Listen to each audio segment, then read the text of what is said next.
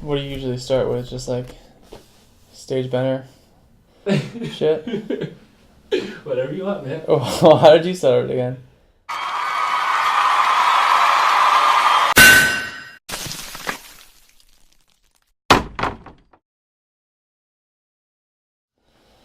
So this is the third edition of the Stage Banner Podcast Vinyl Haul. I'm Matt, for y'all who don't know, because it's a audio only podcast. The first record that I bought this for this month was Joyce Manor's Never Hungover Again. It's their third LP. It's probably one of my favorite albums of the year. It might be my album of the year. This is actually the second copy of it I bought this year, which is kind of a weird thing. But I bought it because of this being orange, because I have a thing for colored vinyl. So, yeah, check this one out. This is by far one of the best albums of the year. Victoria, the whole album is front to back, is probably like the best thing I've ever heard. And like they didn't even care. They put a barcode right in the middle of the album. They don't play by the rules. My second album is probably one of my favorites of all time. American Football's self-titled. This one is a 2 LP, double LP.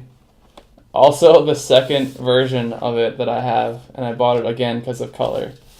This beautiful red, reminds me of like a Valentine's Day bleeding heart, which would be perfect for this this very emo album. Great album. The gatefold is amazing too. If you look at the art, it's nice scenery. Each LP is filled with beautiful photographs. Very fallish, very emo, kind of like the sound of it. This album came out in 1999. It's something to check out if you like emo music like me. My next album that I bought vinyl wise is Everything Will Be Alright in the End by Weezer. This one I bought today, and I spent $20 on it, and this is the first Weezer album that I actually have.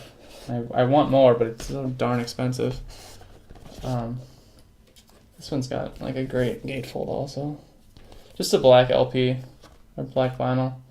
But if you haven't checked this one out, I mean, it's like my surprise album of the year. Like I went into this album thinking it would be kind of crappy, and I was kind of surprised at what came out of it, how good it was. So catchy. It reminds me of the Blue Album, which is cliche to say, but I don't care. I'll say it. This one I picked up near my apartment in Green Bay, Wisconsin. Foxing, the Albatross. This one is the first release from the band before they went to Triple Crown Records. Now this is the Count Your Lucky Stars release. This is a very emo record. Very emotional. I love the three dogs in the front. It's kind of cool. This one is like, as one of my my fellow co-hosts called it, caramel apple.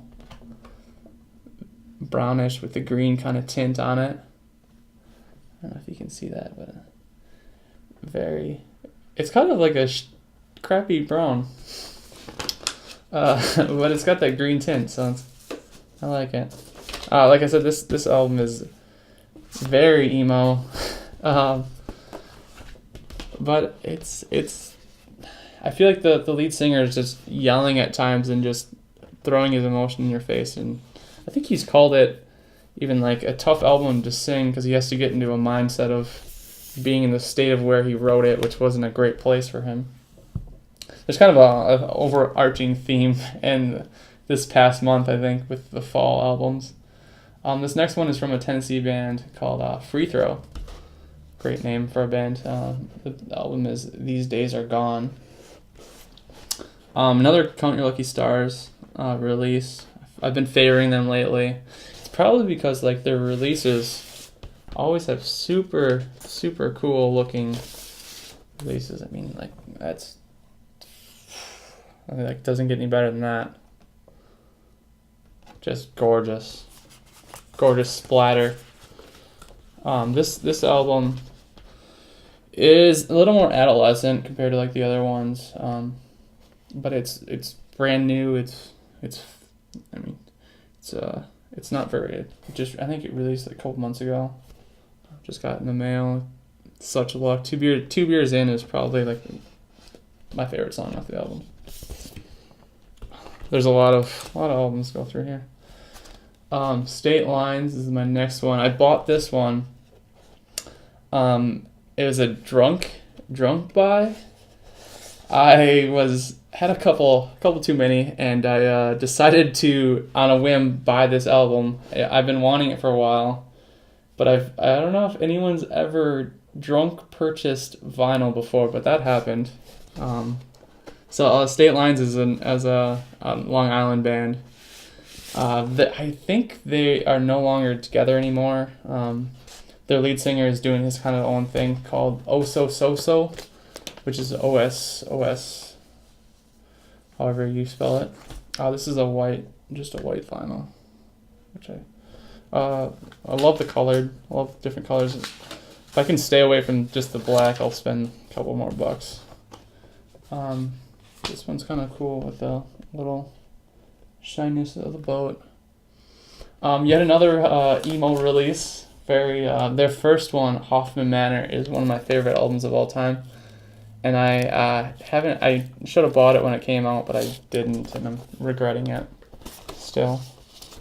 Another one that I bought today is Cage Your Elephant, Thank You, Happy Birthday, which came out in like 2011. They're from Kentucky. From Kentucky, and this is one of the ones I really liked when it came out, but I haven't really gone back to them as much. I didn't really like their last album, but Aberdeen is really good.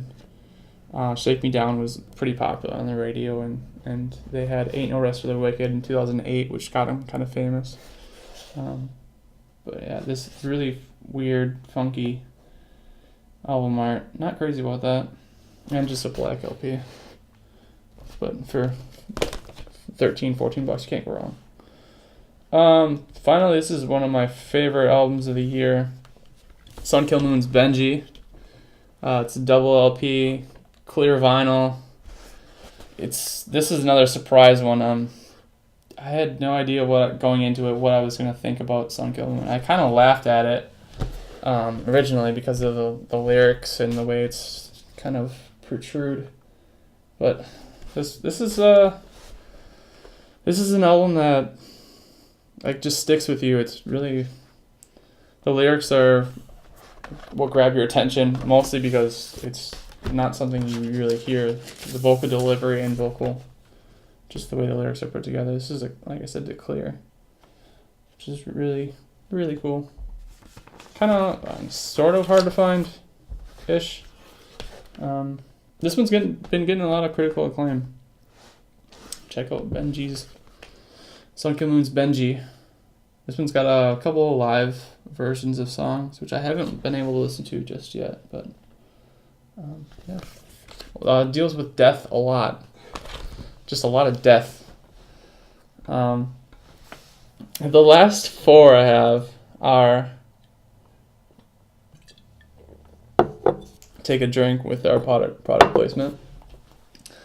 The last four I have are just like kind of classic albums that I bought. This one is Willie Nelson's Greatest Hits. I mean, look at Willie. Just take him in for a second. It gets even better too. I mean,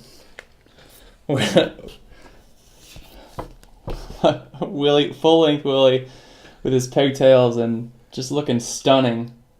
Doesn't get any better than Willie. This one's a double LP, and it's got, based as it says, Greatest Hits.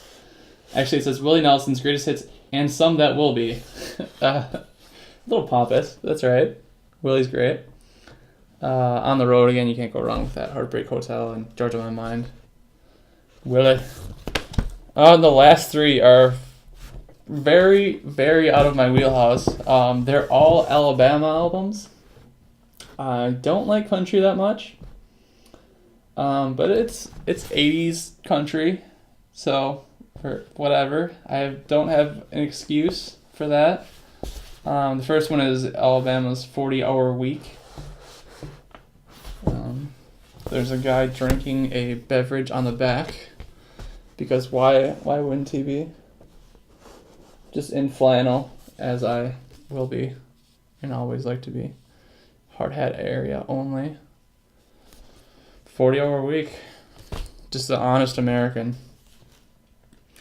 This one's self-titled. Tennessee River. Yeah, just take it in. Alabama. And the last one, I can't believe I have so many Alabama. Like, when they're $1, you can't, whatever, you're not going to just not buy Alabama records, right? Mountain Music. My favorite. I think you get it. I think I listened to it because it reminds me of my childhood. Even though I didn't grow up in the 80s, but my mom listened to the country a lot. Mountain Music is great. I mean, in the facial hair alone. This guy's got a guitar with... Jesus Christ. Mountain Music. So yeah, that was my vinyl haul for the past month. Check out more vinyl hauls from Stage Banter, and subscribe, like, comment, tell me I'm stupid, tell me I'm too emo, tell me I'm ugly, tell me I'm too white, whatever you want to say. I'm out.